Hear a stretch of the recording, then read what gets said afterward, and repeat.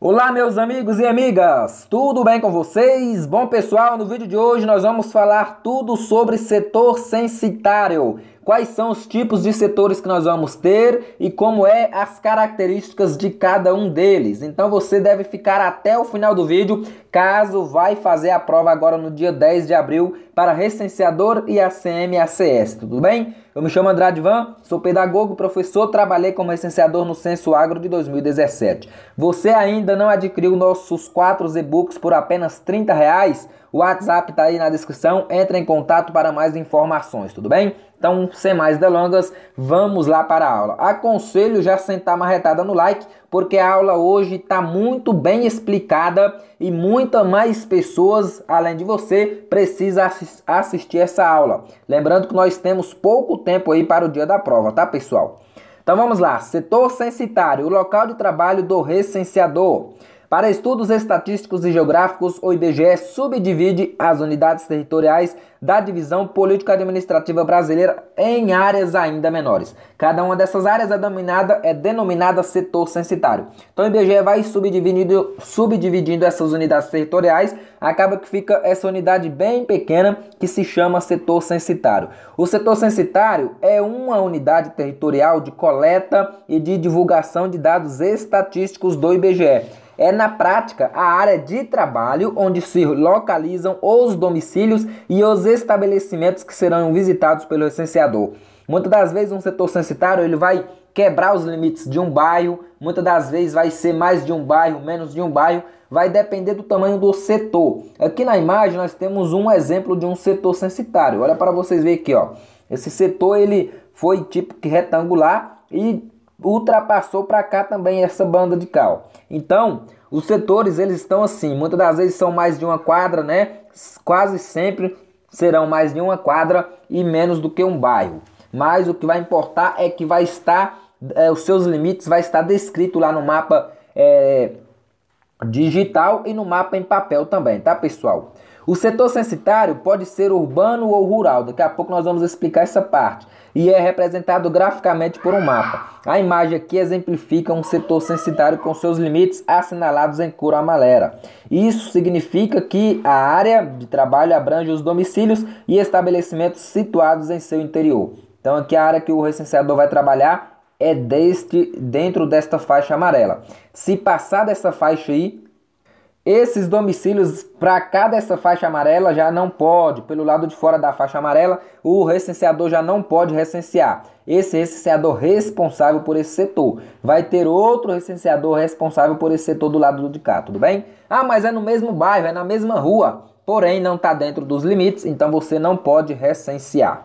Então agora prestem atenção aqui sobre as características de cada tipo de setor censitário, das áreas urbanas e das áreas rurais. Realizar a coleta do censo em áreas urbanas envolve estratégias distintas das utilizadas em áreas rurais. Por isso, cada setor censitário recebe uma classificação de acordo com suas características geográficas. A tabela a seguir apresenta resumidamente as situações dos setores censitários em áreas urbanas e rurais.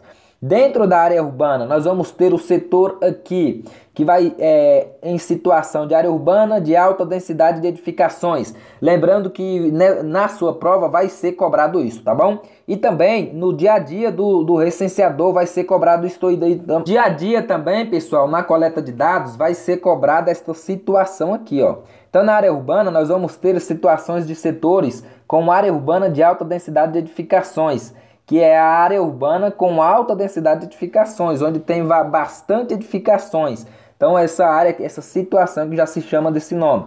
Área urbana de baixa densidade de edificações, também, né? Como o nome já diz, é a área urbana com baixa densidade, onde tem poucas pessoas morando, onde tem poucas edificações. Áreas verdes desabitadas, entre outras. Núcleo urbano é aglomerações urbanas separadas das cidades e vilas em menos de 1 quilômetro, ou que, superando essa distância, apresentam características urbanas, loteamento, conjuntos habitacionais e condomínios. Se tiver habitações separadas, né, se tiver vilas separadas das cidades com menos de 1 km, 1 quilômetro, essas vilas vão se chamar núcleo urbano. Muitas das vezes pode até ultrapassar 1 km. E se tiver características urbanas, como loteamentos, conjuntos habitacionais e condomínios, também vai ser considerado um núcleo urbano. Na área rural vai ter aglomerado rural, que vai ser caracterizado pelo caráter aglomerado de domicílios normalmente distantes entre si não mais que 50 metros e separados da franja das cidades e vilas em mais de 1 km, com exceção aplicada aos núcleos urbanos. Então, esse aglomerado rural, pessoal, ele vai ser tipo que uma vilinha, só que na zona rural. Esse aglomerado rural, ele deve estar separado, deve ter casas com mais de 50 metros de distância uma da outra. E separado também das cidades e vilas com mais de um quilômetro. A não ser que ele tenha características urbanas, daí vai ser considerado núcleo urbano. Mas se ele está separado da cidade com mais de 1 quilômetro e tem essa característica aqui, ó, que tem os domicílios normalmente distantes entre si não mais do que 50 metros. É tipo que uma vila, essas distâncias não podem ultrapassar 50 metros. Por isso se chama aglomerado rural. É uma aglomeração de domicílios, porém rural, tá bem? E temos a área rural aqui, ó, exclusiva aglomerado. Quem entrar no aglomerado rural não entra aqui na área rural. A área rural ela é de uso rural caracterizada pela dispersão de domicílios e pela presença usual de estabelecimentos agropecuários. Aí são as fazendas, né, pessoal? É bastante distante uma das outras por causa das terras que são grandes de um mesmo dono. E também você vai observar ali estabelecimentos agropecuários, tá bom?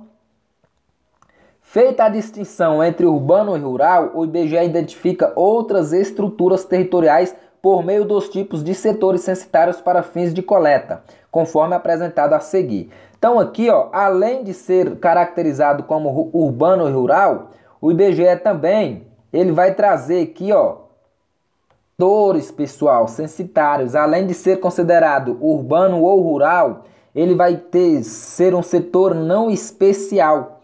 Vamos supor, esse setor que não se enquadrar em nenhum outro tipo destes que nós vamos ler aqui, ó, ele vai ser considerado um setor não especial, um setor normal, tudo bem? Um setor comum, que não vai se enquadrar em aqui, ó, nesses outros demais que nós vamos ter aqui abaixo, tá bom? Vamos ver lá o setor de aglomerado subnormal. É uma forma de ocupação irregular de terrenos. O próprio nome já fala aqui, ó, subnormal, porque não é normal.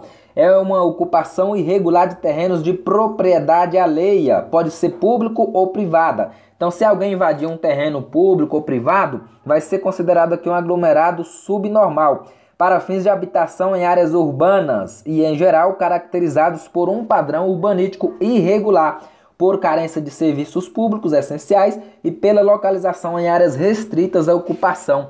Muitas das vezes, pessoal, o pessoal invadir um terreno ali, mesmo que seja público ou privado, vai ser caracterizado como aglomerado subnormal se trazer características de urbanas também, porém, com falta de serviços públicos ali. Muitas das vezes não vai ter um tratamento de esgoto, não vai ter uma água encanada. Então esse setor ele vai ser considerado aqui um aglomerado subnormal, tudo bem? Nós ainda temos aqui também, ó, o setor quartel e base militar. O nome já fala, né? Quartel e base militar, já sabemos que esse quartel pertence às Forças Armadas, tudo bem? É um setor de instalação administrada por um comando das Forças Armadas, assim considerado caso a instalação possua pelo menos 50 habitantes permanentes residindo há mais de um ano no local. Então tem uma base ali de 20 habitantes, então não vai ser considerado um quartel ainda, e nem uma base militar, tá bem? Então, se os pessoal ali tiver também há mais de um ano, porque se eles tiver menos de um ano ali, eles vão ser contados lá na residência deles, tá bem? Então, se eles tiver há mais de um ano residindo ali na base ou no quartel, aí sim esse setor vai ser considerado aqui quartel ou base militar. Lembrando que tem que ter pelo menos 50 habitantes para isso, tá bom, pessoal? O alojamento ou acampamento. O alojamento é um domicílio coletivo, geralmente vinculado a alguma instituição, como universidades ou empresas, destinado a oferecer moradia por período temporário. O acampamento é entendido como instalação improvisada, composto normalmente por barracas, tendas ou outras estruturas rústicas. Ambas devem possuir no mínimo 50 habitantes residindo há mais de um ano. Muitas das vezes nós vamos ver muito mesmo alojamento em empresas e universidades. Esses alojamentos, se o pessoal tem ali há mais de um ano que está ali residindo, tem mais de 50 habitantes, vai ser enquadrado como alojamento ou acampamento. Acampamento é barraca, não tem muita digamos assim, uma organização. Por enquanto que o alojamento ele tem uma organização melhor, né? Já é uma coisa vinculada a alguma instituição ou a alguma empresa e tudo mais. Então tem essa diferença pouca. Ambas, no mínimo, devem ter 50 habitantes e essas pessoas devem estar lá residindo por mais de um ano. Se for menos de um ano, eles vão ser contados em casa mesmo. Setor com baixo patamar domiciliar, o nome já fala. É o setor que abrange baixa quantidade de domicílios ou onde não foi identificada a presença de domicílios. Isso aqui é matéria de prova, pessoal. Então tenha paciência, estuda bastante, porque vai ser cobrado na sua prova, tá bom? Agrupamento indígena, o próprio nome já fala também, que é o setor censitário em que existam 15 ou mais indivíduos indígenas, residentes em uma ou mais moradias contíguas espacialmente. Esses indivíduos devem se relacionar por vínculos familiares ou comunitários. Então, se tiver ali mais de 15 indígenas em um mesmo local, vai ser considerado um agrupamento indígena. Só que esses indígenas, eles devem ter vínculos familiares ou ainda comunitários. Deve servir da mesma comunidade, deve ser da mesma aldeia, tudo bem? Unidade prisional, o nome já fala também, é onde vai ter as unidades que abrigam mais de 50 presos permanentes. São aqueles presos ali que foi condenado a mais de um ano de prisão, né? E está ali já permanente. Então, se tiver mais de 50 presos ali, vai ser considerado uma unidade prisional. Temos ainda o convento, o hospital também, que é o setor censitário dos domicílios coletivos relacionado ao acolhimento de crianças ou idosos, aos conventos e aos hospitais que contenham cada um mais de 50 habitantes permanentes, residindo há mais de um ano no local. Então, esses conventos e hospital, como vocês já sabem, são onde recebe, né, crianças, idosos. E ainda, se no hospital tiver uma pessoa lá que está ali há mais de um ano, tiver mais de 50 habitantes ali há mais de um ano, muitas das vezes tem enfermidades, né, que a pessoa vive já no hospital. Então esses casos vão ser contados ali dentro daquele hospital ali, tá bom? Ainda a agrovila do projeto de assentamento, que é o setor censitário com mais de 50 domicílios que se encontram associados a projetos de assentamento. O próprio nome já fala. São localidades de habitação e produção agrícola, caracterizadas pelo adensamento, pela concentração de domicílios de famílias de determinado assentamento rural. O próprio nome já fala, assentamento rural também é tipo que uma tomada de terra onde as pessoas tomam para trabalhar. É tipo isso, tá bom? Agrupamento quilombola, olha, setor censitário em que existem 15 ou mais indivíduos autodeclarados quilombolas residentes em uma ou mais moradias contíguas espacialmente, quase que o mesmo que o indígena. Porém, quando for quilombolas, vai se chamar agrupamento quilombola. Quando esse agrupamento for de indígenas, vai se chamar agrupamento indígenas, tá bem? Então é onde tem ali mais de 15 pessoas que se autodeclaram as quilombolas e que residem ali há mais de um ano e deve ter também vínculos familiares ou comunitários, do mesmo modo dos indígenas, tá bom? E é isso o vídeo de hoje. É um vídeo um pouco demorado, mas que vale a pena você prestar atenção porque é importante e vai ser cobrado na sua prova. Um grande abraço, nos vemos nos próximos vídeos sem falta. Falou e até o próximo vídeo.